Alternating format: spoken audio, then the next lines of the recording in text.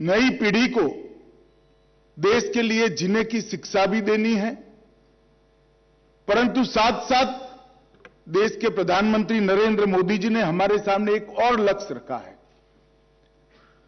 कि जब देश की शताब्दी मनाई जाएगी आजादी की, उस वक्त सभी क्षेत्रों में देश दुनिया में सर्वोच्च स्थान पर हो, ऐसे भारत का निर्माण इस 25 साल के अंदर करना है। और वो तभी हो सकता है जब निर्माण की प्रक्रिया में सभी की सहभागिता हो, सभी का सहकार भी हो और सभी क्षेत्रों के लोग अपने अपने लक्ष्य तय कर 25 साल में लक्ष्य की सिद्धि प्राप्त करें।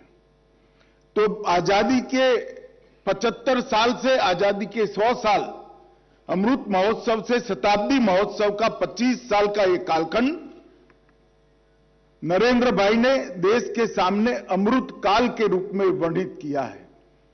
और अमृत काल संकल्प सिद्धि का काल है और हमारे सामने सबसे बड़ा लक्ष्य है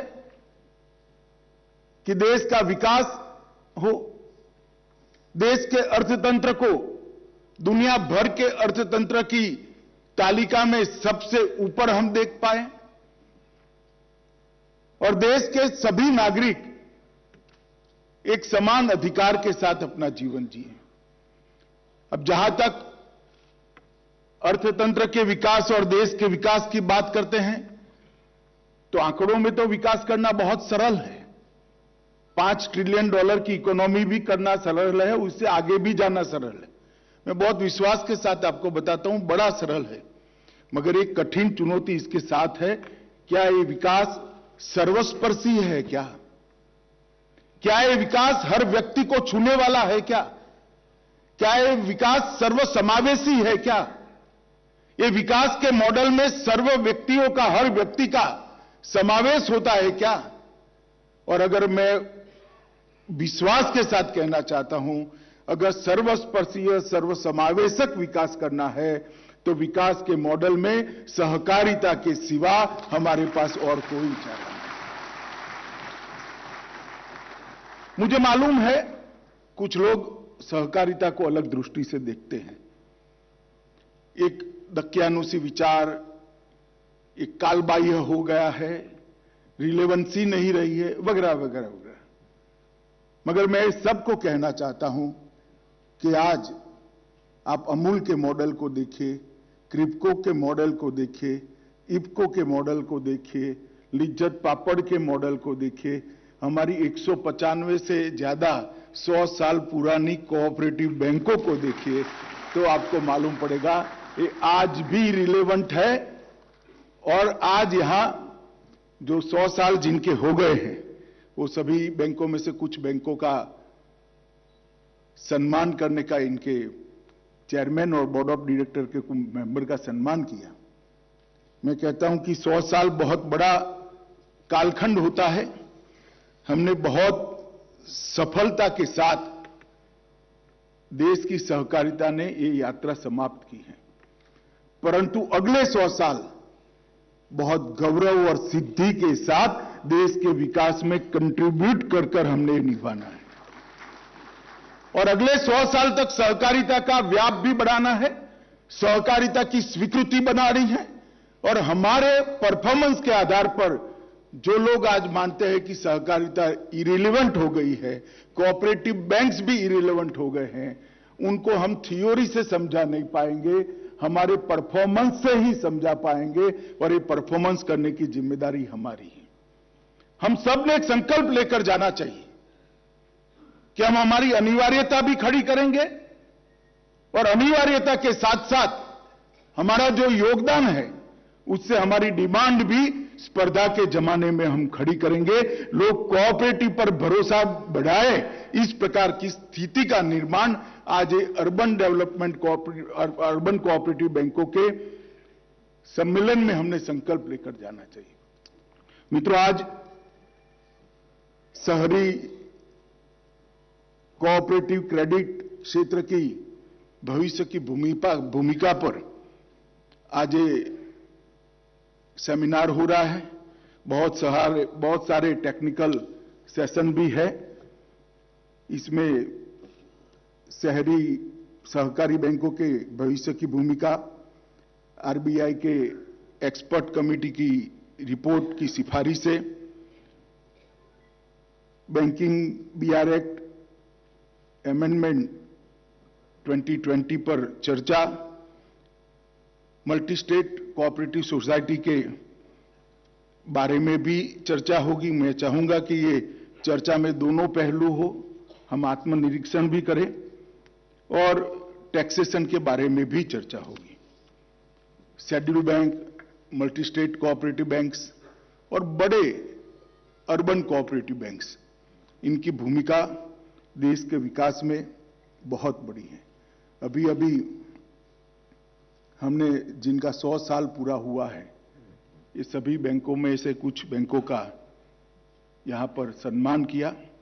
लगभग 197 बैंक देश में ऐसे हैं जो 100 साल पूरे कर चुके हैं।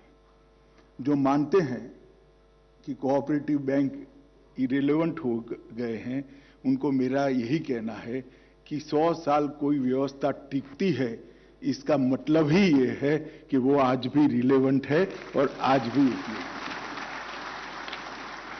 अन्यथा काल के थपेड़ों में से 100 साल बाहर निकलना, जैसे मामा ने बताया, हमारा व्याप तो काफी है। लगभग 1534 अर्बन कोऑपरेटिव बैंक से 10,000 से ज्यादा शाखाएं हैं, 54 शेड्यूल बैंक है, 35 मल्टी स्टेट कोऑपरेटिव बैंक है, 580 मल्टी स्टेट कोऑपरेटिव सोसाइटीज हैं, क्रेडिट सोसाइटीज हैं, 22 राज्य संघ है। कई सारा व्याप हमारा है, इसमें कोई दो राय नहीं है, परंतु वो अनइवन है। मैं अनइवन का थोड़ा विस्तृत रूप से विवरण भी करना चाहूंगा। हर टाउन के अंदर एक अच्छी अर्बन कोऑपरेटिव बैंक होना, ये समय की भी जरूरियात है, देश की भी जरूरियात है। और नेफकब ने सिर्फ समस्याओं के लिए सरकार में आवेदन पत्र देने और इसके समाधान के लिए अपना ध्यान नहीं रखना चाहिए। ये तो करना ही चाहिए, आपका मूल उद्देश्य है, क्योंकि कोऑपरेटिव बैंकों को जो तकलीफ पड़ती है, अगर नेफकब इसको नहीं उठाएगा तो कौन उठाएगा? इसका समाधान भी करना चाहिए। परंतु सिमेट्रिक डेवलपमेंट के लिए भी ढंग से काम करना चाहिए। और नेफकब में मैं भी एक जमाने में डायरेक्टर रहा हूं। ताली बज गई हो तो मैं बताऊं, मेरे अनुभव से कहता हूं, डायरेक्टर कॉस्मेटिक सीट पर बैठने के लिए आते हैं, कंट्रीब्यूट नहीं करते हैं। मैंने भी नहीं करा था। हम सब ने जिस कोऑपरेटिव सोसाइटी में हम चला रहे हैं, जो संस्था चला रहे हैं, नेफकब जैसा एक अम्ब्रेला ऑर्गेनाइजेशन चला रहे हैं, हम सबका दायित्व है कि सिमेट्रिक एक्सपांशन कोऑपरेटिव का करना, और सिमेट्रिक एक्सपांशन ही आने वाले समय में हमें स्पर्धा के जमाने में टिका सकता है। मैं बाद में बात करूंगा, अम्ब्रेला ऑर्गेनाइजेशन बना है, वो क्लियरिंग से लेकर बहुत सारी चीजों में आपको बड़े से बड़ी बैंक के सामने खड़ा कर सकता है, अगर हमारा सिमेट्रिक एक्सपांशन है तो। गुजरात में एक प्रयोग हुआ था, छोटे से छोटे गांव का चेक भी हम कोऑपरेटिव बैंकों से क्लियर करते थे। बहुत बड़ी स्ट्रेंथ बढ़ सकती है इससे। और इसके लिए भी सफल जो बैंक है, उन्होंने भी आगे आना पड़ेगा। सफल बैंकों ने भी इसमें समय निकालना पड़ेगा। अपने अपने कार्यक्षेत्र और अपनी बैंक की चिंता करेंगे ऐसा नहीं होगा, क्योंकि अर्बन कोऑपरेटिव बैंक निहायत जरूरी है। जैसा मैंने कहा कि सर्वस्पर्शीय सर्वसमावेशी विकास अगर करना है, मैं दावे से कह सकता हूं कि यहां बैठे हुए मेरे अर्बन कोऑपरेटिव बैंक के चेयरमैन और डायरेक्टर, उनकी बैंक समाज के छोटे से छोटे तबके को जिस सरलता से लोन दे सकती है, कोई नहीं दे सकता, केवल और केवल अर्बन स्टेट कोऑपरेटिव। और उस तबके को भी उठाना है, उसको विकास की प्रक्रिया में हिस्सेदार बनाना है। उसको देश के अर्थतंत्र में स्टेक होल्डर बनाना है और वो कोऑपरेटिव ही कर सकता है। सामान्य व्यक्तियों को रोजमर्रा की छोटी छोटी चीजों के लिए जब लोन चाहिए, बच्चे को पढ़ाना है, कोई छोटी गाड़ी ले लेनी है, 2 बेडरूम का फ्लैट ले लेना है, तो वो आज भी कोऑपरेटिव बैंक के बगैर बहुत दिक्कत आएगी, ऐसा मेरा मानना है। मैंने मित्रों मेरे जीवन में 3 ऐसे बड़े बड़े उद्योगपति देखे हैं। रिजर्व बैंक के यहाँ अफसर भी बैठे हैं, मैं उनको भी कहना चाहूंगा, 3 ऐसे बड़े उद्योगपतियों को मैं जानता हूं जिनको पहला 5 लाख का लोन अर्बन कोऑपरेटिव बैंक ने दिया था, जो आज देश के सबसे बड़े जीडीपी कंट्रीब्यूटर हैं। मैं जानता हूं, व्यक्तिगत रूप से जानता हूं कौन सी बैंक। एक बैंक तो यहां बैठी भी है, मुझे मिलने भी वाले हैं। वो 5 लाख का लोन देश को बड़ा इंडस्ट्रियलिस्ट दे सकता है। मैं इसलिए आपको कहता हूं कि हमारी जरूरियात सर्वस्पर्शीय सर्वसमावेशी विकास के लिए बहुत जरूरी है। और आर्थिक रूप से जो अभी सशक्त नहीं हुए, इनका एम्पावरमेंट करने की जिम्मेदारी सोसाइटी की है। मैं जब सोसाइटी कहता हूं तब सरकार की भी है और सहकार की भी है, दोनों की बनती है।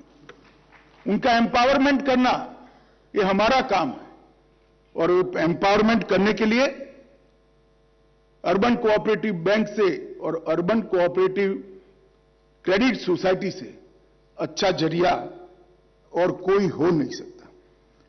मित्रों, 10,000 शाखाएं, 5 लाख करोड़ का डिपॉजिट, 3 लाख करोड़ रुपए का एडवांस, देखने में बड़ा अच्छा लगता है क्योंकि हम छोटी छोटी बैंकें चला रहे हैं।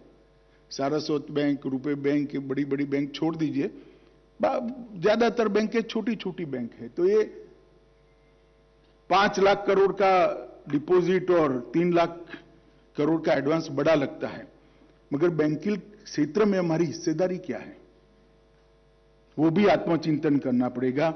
डिपॉजिट के मामले में बैंकिंग क्षेत्र में अर्बन कोऑपरेटिव बैंक की हिस्सेदारी केवल 3.25% है और एडवांस के मामले में 2.69%, 2.70%। मैं आप सबको पूछना चाहता हूं, आप संतुष्ट हो क्या इससे? एक संकल्प लेना चाहिए आज, इसको हमें एक्सपांड करना है। और मैं विश्वास दिलाता हूं मित्रों, नरेंद्र मोदी जी की सरकार है, आपके साथ सेकंड ग्रेड सिटीजन का व्यवहार अब नहीं होगा, आप चिंता मत करिए। आपको एक पार ही रखा जाएगा, स्पेशल फेवर भी नहीं मिलेगी, परंतु सेकंड ग्रेड सिटीजन का व्यवहार भी नहीं होगा, चाहे टैक्सेशन हो, चाहे बीआर एक्ट हो, चाहे रिजर्व बैंक के नॉर्म्स हो। सेकंड ग्रेड सिटीजन का व्यवहार आपके साथ नहीं होगा। अर्बन कोऑपरेटिव बैंकों को एक समान रूप से ही देखा जाएगा, परंतु विकास करना जिम्मेदारी हमारी है, विश्वसनीयता खड़ी करना जिम्मेदारी हमारी है, लोगों का हम पर भरोसा बनाना जिम्मेदारी हमारी है, हमारे कंडक्ट से आरबीआई का भरोसा जीतना वो जिम्मेदारी हमारी है, हमारे कंडक्ट से सरकार का भरोसा जीतना ये जिम्मेदारी हमारी है। मैं आज आप सभी को कहना चाहता हूं कि हमने अगर एक्सपांड करना है, हम हमारे कालखंड को न सोचें, हम हमारी एक बैंक को न सोचें। अगर सभी ने ऐसा सोचा होता तो आज तक कोऑपरेटिव सेक्टर ही बंद हो गया होगा।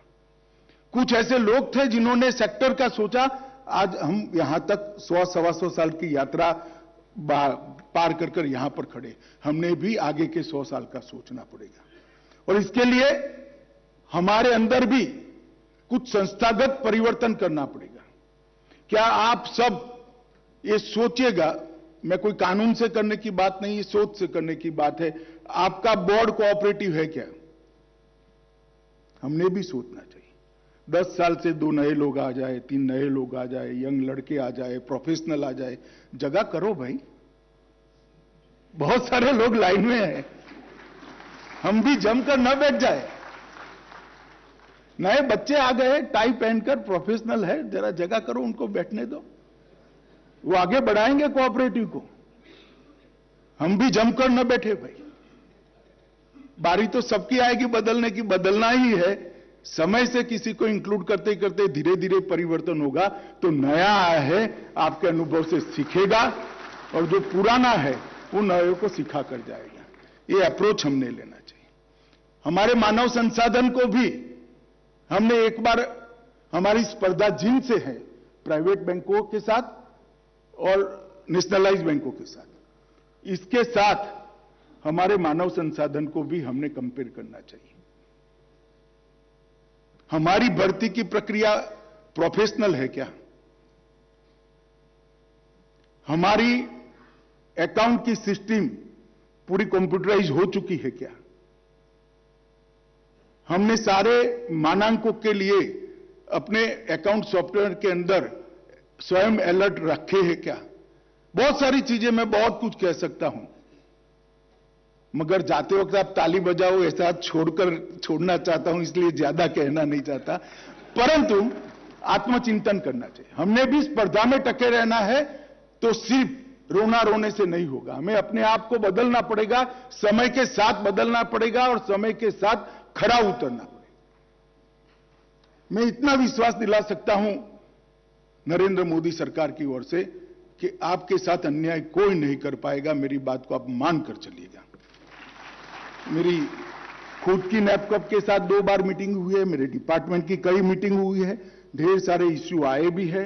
रिजर्व बैंक ने अभी रिजर्व बैंक के साथ तो मीटिंग हुई नहीं है, मगर उसके पहले भी 2-3 इश्यूओं को हमारा क्लियर भी कर दिया है। और अम्ब्रेला ऑर्गेनाइजेशन जो है, इसमें 300 करोड़ रुपया इकट्ठा करना, मैं तो मानता हूं रिजर्व बैंक ने लक्ष्य हमें बहुत सरल दिया है। मैं अगर रिजर्व बैंक की व्यवस्था में होता तो 300 करोड़ का कतई न देता, ज्यादा देता।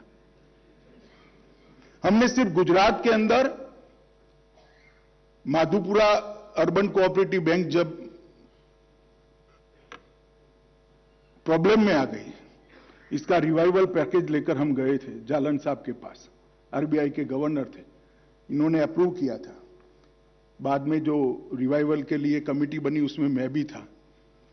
300 करोड़ रुपया हमने सिर्फ अर्बन कोऑपरेटिव बैंकों और कोऑपरेटिव बैंकों से, कुछ डिस्ट्रिक्ट कोऑपरेटिव बैंक ने भी दिया था, सिर्फ गुजरात से इकट्ठा किया था। और परिणाम देखिए साहब, वो बैंक रिवाइव हुई और आज वो बैंक का एक एक पैसे का ऋण सभी का चुका दिया गया है, एक पैसा भी बाकी नहीं। इतने बड़े गबन के बाद डिपॉजिटर इंश्योरेंस स्कीम कंपनी ने जो दिया था वो भी सब समाप्त हो चुका है। परंतु हमने आत्मचिंतन कर कर हमारे यहां भी नए सुधारों को स्वीकारना पड़ेगा। अर्बनाइजेशन 40% है, स्वाभाविक रूप से 40%, अर्थतंत्र भी 40% से ज्यादा अर्बनाइज हो चुका है। अब इसमें हमें हमारा हिस्सा बढ़ाना है तो स्पर्धा में रहने की हमने बात को ध्यान से करना पड़ेगा।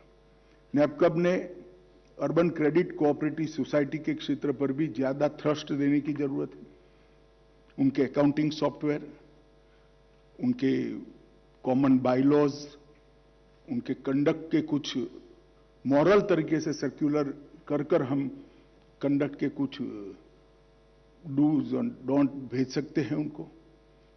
इस प्रकार से अर्बन क्रेडिट सोसाइटी भी जो लगभग 1 लाख से ज्यादा है, इस पर भी हमने ध्यान देना पड़ेगा और अर्बन क्रेडिट कोऑपरेटिव सोसाइटी की भी शाख बने, विश्वास बने, लोगों का भरोसा बने, इस दिशा में हमने आगे आना पड़ेगा।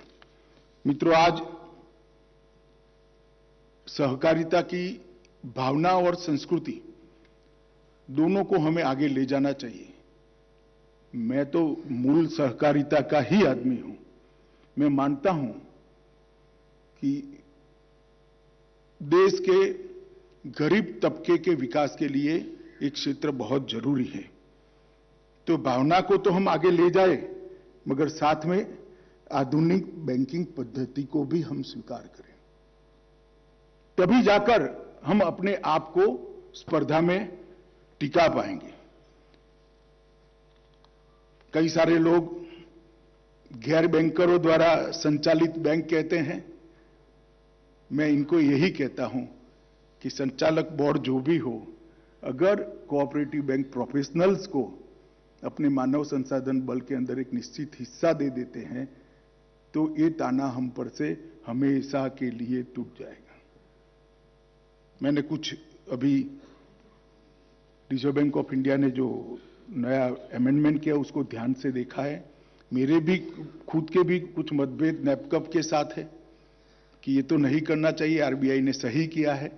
हालांकि नैपकप वाले स्वीकारते नहीं है, वो आपके पक्ष में बात करते हैं, परंतु मैं मानता हूं वो बात भी आपके पक्ष में नहीं है। अंततोगतः हमारा ही नुकसान होगा अगर हम सुधार को स्वीकारेंगे नहीं तो। ये जरूर है कि शंका की दृष्टि से जो पाबंदियां रखी है नहीं रखनी चाहिए। सहकारी क्षेत्र पर शंका नहीं करनी चाहिए। ज्यादा विजिलेंट रहने की भी जरूरत नहीं है। जब बीआर एक्ट पूरा अप्लाई कर रहे हो तो यू आर वॉच डॉग, आप देखिए उसको। काहे को शंका की दृष्टि से देखना चाहिए। रिस्ट्रिक्शन की जरूरत नहीं है। रिस्ट्रिक्शन को रिलैक्स कर कोऑपरेटिव बैंकों ने अपनी रिलायबिलिटी बढ़ाने की जरूरत है। आरबीआई ने भी रिस्ट्रिक्शन रिलैक्स करने पड़ेंगे और कोऑपरेटिव बैंकों ने भी अपनी विश्वसनीयता बढ़ानी पड़ेगी, तभी जाकर ये होगा। रिक्रूटमेंट में पारदर्शिता पर मैं बोल ही चुका हूं, परंतु इस पर हमें पारदर्शिता और रिक्रूटमेंट में बैंकिंग के जानकार लोगों को जगह देना, ये दोनों पर हमने बहुत आगे तक सोचकर सबने अपनी अपनी बैंक में एक व्यवस्था खड़ी करनी पड़ेगी। सरप्लस मनी, सरप्लस फंड हमारे पास है, इसके मैनेजमेंट के लिए भी एक्सपर्ट रखने चाहिए। मैं एक डिस्ट्रिक्ट कोऑपरेटिव बैंक का चेयरमैन था, मैं मेरा अनुभव शेयर करना चाहता हूं। हमने केवल हमारी डूबी हुई डिस्ट्रिक्ट कोऑपरेटिव बैंक को सरप्लस फंड का मैनेजमेंट कर ही बाल निकाला था। इसके लिए भी हमने प्रोफेशनल लोगों को रखना चाहिए। कॉरपोरेट गवर्नेंस को बढ़ाना चाहिए। टेक्नोलॉजी के उपयोग को भी अनिवार्य कर देना चाहिए और छोटे बैंकों के लिए संसाधन के लिए अम्ब्रेला ऑर्गेनाइजेशन का उपयोग भी एक बार अम्ब्रेला ऑर्गेनाइजेशन एस्टैब्लिश हो जाए इसके बाद में करना चाहिए। और एक प्रकार से सेल्फ रेगुलेटिंग ऑर्गेनाइजेशन हम बने। रेगुलेटर अपना काम करेंगे, उनको रोकने की जरूरत नहीं है, मगर रेगुलेटर जब भी आए तब देखने जैसा कुछ न हो, ऐसा सेल्फ रेगुलेटिंग ऑर्गेनाइजेशन हम बन जाते हैं तो मुझे लगता है रेगुलेटर का भी भरोसा जीतने में हम कामयाब होंगे। मित्रों, बहुत सारे मुद्दे हैं, इनके समाधान के लिए सहकारिता मंत्रालय, आप मान कर चलिएगा, आपकी कल्पना से 2 कदम आगे सहकारिता मंत्रालय को आप पाओगे, 1 कदम पीछे नहीं पाओगे। परंतु मैं अभी भी आत्मचिंतन पर ज्यादा थ्रस्ट देना चाहता हूं। मित्रों, सहकारिता मंत्रालय बनने के बाद ढेर सारे परिवर्तन हुए हमारे टैक्सेशन में, मैट में। चीनी मिलों के टैक्सेशन के कुछ टेक्निकल इश्यूज थे, असेसमेंट के प्रॉब्लम थे, इसमें भी हुए हैं। क्रेडिट सोसाइटी के और सेविंग सोसाइटियों के जो कैश भरने के इश्यू है वो भी अब लगभग रिजॉल्व होने की कगार पर खड़े हैं। एक हम डेटा बैंक भी पूरी कोऑपरेटिव का बना रहे हैं। कोऑपरेटिव यूनिवर्सिटी, सहकारिता यूनिवर्सिटी की भी स्थापना की भारत सरकार रास्ता प्रशस्त कर रही है।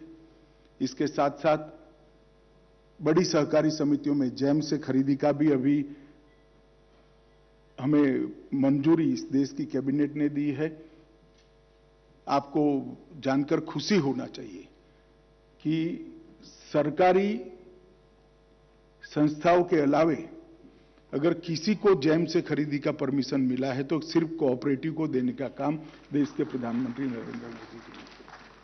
ये पारदर्शिता के लिए बहुत जरूरी है। अभी अभी रिजर्व बैंक ने 2 रिलैक्सेशन दिए हैं।